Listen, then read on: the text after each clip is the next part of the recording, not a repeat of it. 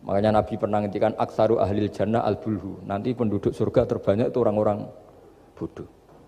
Misalnya ada rektor, menteri, pejabat, nggak pernah korupsi, itu teman-temannya bilang pinter apa bodoh? Teman yang kroni itu bilang apa? Bodoh kan? Oh punya kesempatan, udah diambil, itu namanya bodoh. Tapi kalau malaikat bilang ini pinter gitu, karena bisa mengendalikan apa?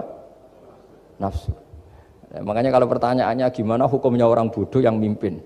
Bodoh apa? Kalau bodoh cara mimpin ya memang keliru betul. Wong bodoh cara mimpin kok tetap mimpin. Tapi kalau dia bodoh, nggak tahu caranya korupsi, nggak tahu caranya selingkuh, nggak tahu caranya.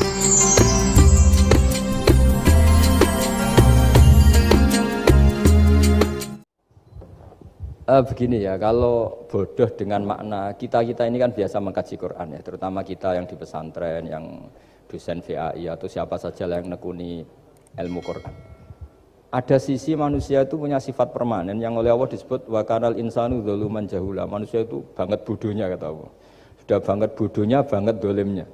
Sehingga kita bilang bodoh itu sebenarnya bukan ngenyak ya. Ya memang manusia mau tidak mau harus bodoh lah. Teorinya gampang, yang perlu diketahui itu kan banyak. Toh kita harus dititipi ilmu hanya sedikit. Dari yang banyak tahu sedikit itu namanya apa coba? Bodoh kan? Jadi sifat bodoh itu tidak perlu kita hindari banget. Mbok kita sudah alim, sudah alama, sudah apalah, tetap ada saja yang kita tidak tahu kan. Lalu pertanyaannya gimana kalau orang bodoh itu mimpin? Bodoh apa? Kalau bodoh tentang uang ya bagus. Makanya Nabi pernah ngendikan aksaru ahlil jannah al-bulhu. Nanti penduduk surga terbanyak itu orang-orang bodoh. Misalnya ada rektor, menteri, pejabat, nggak pernah korupsi, itu teman-temannya bilang pinter apa bodoh? Teman yang kroni itu bilang apa? Bodoh kan, oh punya kesempatan, udah diambil, itu namanya bodoh. Tapi kalau malaikat bilang ini pinter gitu, karena bisa mengendalikan apa? Nafsu. Nah, makanya kalau pertanyaannya gimana hukumnya orang bodoh yang mimpin? Bodoh apa? Kalau bodoh cara mimpin ya memang keliru betul. Wong bodoh cara mimpin kok tetap mimpin. Tapi kalau dia bodoh, nggak tahu caranya korupsi, nggak tahu caranya selingkuh, nggak tahu caranya nggak bener, itu ya pinter itu. Karena Nabi itu yang unik kadang muji itu aksaru ahlil jannah al-bulhu, masyhur hadis itu. Kebanyakan penduduk surga itu orang-orang bodoh. Sampai Mbah Mun tuh kalau guyon ya lebih guyon dibanding jenengan. Kata Mbah Mun gini, aku itu saake hak suar wargane wong-wong bodoh, saake kenaan malaikat. Kan di surga itu orang akan dikasih sesuai keinginannya. Wong desa-desa itu taunya makan enak kan jadah, terus uduk gitu. Terus bayangkan cantik itu ya orang ya kayak gitulah, orang desa rodok melek sidik ya cantik, terus bangir sidik ya cantik. Karena surganya memberi yang diinginkan, akhirnya menunya ya itu saja. Karena dia kan nggak pernah makan pizza, terus nggak pernah melihat orang cantik Pakistan, Turki, jadi seleranya ya itu. Jadi kata Mbah Mun, mulane wong sing pengalaman, jadi kok surgane mewah.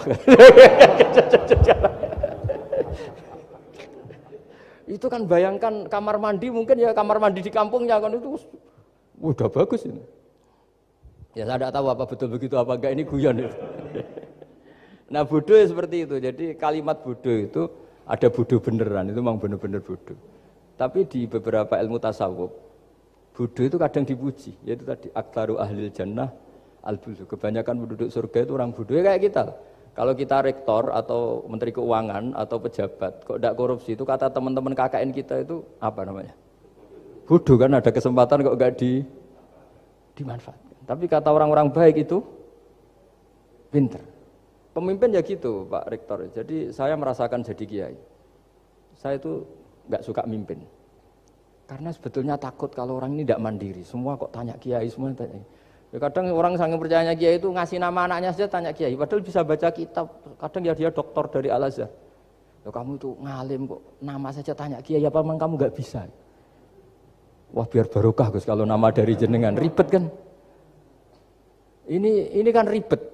Akhirnya saya tidak mau, barokahnya tidak mau itu terus mereka mau memberi nama sendiri. Makanya kata bapak saya itu kalau ono imam masjid wis tuwek ngimami terus iku gak istiqomah hak jenenge mau digenti. Jadi artinya kalau ada seorang imam masjid tuwek sudah batuk masih ngimami saja. Di satu sisi itu pinter ya. Di mana-mana kalau ada yang tua sama yang muda ya didahulukan yang tua. Tapi kalau pertanyaannya itu kalau di bab adab. Tapi kalau nanti temanya regenerasi. Ini tersangka enggak? Ya saya ulang lagi ya, ada imam tua, sudah batuk-batuk. Kalau temanya akhlak dibenarkan, di mana-mana kalau ada yang tua yang jadi imam ya, tua. Tapi kalau temanya regenerasi, tersangka kan dia. Lah ini lainnya gimana ini kok enggak regenerasi? Artinya gini, makanya saya bilang kalimat bodoh beneran apa bodoh yang relatif nisbi. Jadi manusia itu seperti itu, makanya disebut wakanal insanu zaluman jahulah. Di bab adab dia benar jadi imam, tapi kalau babnya regenerasi salah. Makanya kalau jadi pemimpin berkali-kali, makanya benar Indonesia dibatasin 2 periode. Harusnya kalau teori pengalaman, benar mana presiden ketiga sama kedua? Benar ketiga kan lebih punya pengalaman. Tapi kalau dibalik, pakai teori regenerasi, memangnya orang Indonesia hanya dia tok yang bisa jadi presiden? Tapi kalau pertanyaannya, yang belum pernah jadi presiden sama yang pernah jadi presiden, kira-kira mimpinnya tahu mana? Ya kalau ya manusia itu bisa dibolak-balik gitu. Makanya saya berkali-kali bilang agama yang urusan sosial itu tidak ada pakemnya. Gimana hukumnya orang soleh berteman orang fasik yang dugem yang apa? Buruk. Enggak boleh orang soleh berteman orang fasik, takutnya ketularan. Tapi kalau dibalik, boleh enggak orang soleh membina orang fasik? Boleh, bisa bina kalau berteman. Kamu bisa bina orang tanpa berteman? Enggak bisa. Tapi kalau pertanyaannya, boleh enggak orang baik berteman orang buruk? Enggak boleh kan? Takut terkontaminasi. Tapi kalau dibalik, boleh enggak orang baik membina orang buruk? Boleh. Bisa bina kalau berteman. Boleh enggak berteman sama orang buruk? Jadi makanya di sini ini kalau sudah sosial itu ada muqtadul hal namanya kalau dalam pesantren itu. Konteksnya apa? Apa? Konteksnya apa? Makanya sekarang ada Covid itu juga gitu. Wah ini enak copet itu. Polisi nggak boleh nangkap, jaga jarak Pak. Jadi kalau nyopet ya sekarang, kalau maling sekarang. Kalau mau ditangkap saya positif. Itu kan ribet kan itu. Jadi, lu itu betul benar nyata. Saya kan punya santri polisi banyak Pak. Kemarin saya ke Semarang cerita. Yang cerita itu reskrim dia kasat. Itu cerita. Kemarin tuh ada Gus maling sudah ditangkap lepas. Itu yang jenis positif, itu gak ada yang berani nangkep itu. Jadi polisi hanya ngepung tok. Bingung gitu. Polisi takut mah positif orangnya. Dikepung, pokoknya kalau lari tembak sambil nunggu tim APD yang lengkap baru ditangkap. Ya saya kira demikian.